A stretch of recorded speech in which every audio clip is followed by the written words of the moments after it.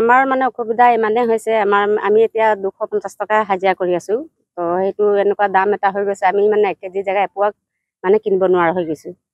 এইটো এটা আমাৰ দুখিত। আৰু কি বুলি কয়, আমি ল'ৰা ছোৱালী পঢ়া শুনা কৰোঁ, বহুত কষ্টত পঢ়া শুনা কৰিও, আৰু আমাৰ ইয়াত শালমাৰী বাগানত BA পাছ কৰা ল'ৰা বহুত আছে। চৰকাৰে মানে একো সুবিধা কৰি নিদিয়ে। আৰু BA পঢ়াটো আমি এতিয়া চাকৰি পঢ়াবলৈ নোৱাৰোঁ, আমাৰ টকা পইচা নাই, আমি দুখীয়া মানুহ, কোনোমতে হাজিৰা কৰি খাইছোঁ। আৰু গাঁও সমষ্টিৰ অন্তৰ্গত শালমাৰী চাহ বাগিচাৰ আজি আমি বজাৰসমূহত বস্তু কিনিবলৈ যাওঁতে আমি বজাৰৰ শাক চব্জি আৰু বয় বস্তুৰ ওপৰত ইমান দাম হৈ গৈছে, যিহেতু আমি সেইবোৰত বাগান সৰু সৰু বাগানৰ এটা তেল নিমখ খোৱা খৰচৰ 250 টকা হাজিৰাত আমি সেইখিনি বস্তু কিনিবলৈ আমাৰ সক্ষমে নহয়। মানে যিমানখিনি আমাৰ প্ৰয়োজন হয়, আধা কিলো হওক বা 1 কিলো হওক, আমি সেইটো কিনিব নোৱাৰোঁ। কম মানে বেছি দাম হোৱা হেতুকে আমি মানে কম বস্তু কিনি খাবলগীয়া হয়, আৰু বস্তুবোৰ আমি ঠিকমতে আমি নাপাওঁ।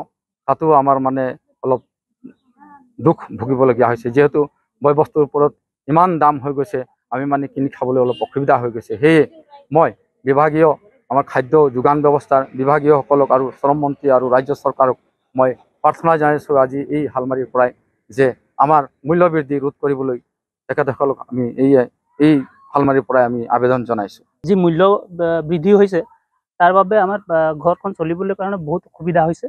আৰু যিহেতু বজাৰৰ দৰদাম বস্তুৰ যিহেতু দৰদাম হৈছে, আৰু তেল নিমখ আদিকে কৰি সকলো বস্তুৰ সৰুকে ধৰি পেলাই সকলো বস্তুৰ দৰদাম বৃদ্ধি পাইছে। আৰু যাৰ কাৰণে আমাৰ ঘৰখন চলিবৰ কাৰণে বিৰাট অসুবিধাৰ সন্মুখীন হৈছোঁ আমি। আৰু যিহেতুকে আমি অসম চৰকাৰক আমি জনাব বিচাৰিছোঁ আৰু ক'ব বিচাৰিছোঁ কি, যে আমাৰ এই যে যোৱা নিৰ্বাচনত অসম চৰকাৰে যি প্ৰতিশ্ৰুতি আমাক প্ৰদান কৰিছিলে, সেই প্ৰতিশ্ৰুতি অনুসৰিয়ে আমাৰ চাহ শ্ৰমিকৰ ওপৰত যি 350 টকা হাজিৰাৰ কথা প্ৰতিশ্ৰুতি আমাক দিছিলে, তো সেই প্ৰতিশ্ৰুতি আজি কি হ'ল? আমি অসম চৰকাৰক আমি অনুৰোধ কৰিছোঁ, আৰু এই প্ৰতিবাদী কাৰ্যসূচীৰে আমি আহ্বান জনাইছোঁ কি, যে অতি শীঘ্ৰে আমাৰ এই চাহ বাগিচাৰ যি 350 টকা হাজিৰা সেয়া বৃদ্ধি কৰিব লাগে, আৰু যি মূল্য বৃদ্ধি হৈছে সেই ৰোধ কৰিব লাগে, তাকে আমি অনুৰোধ জনালোঁ।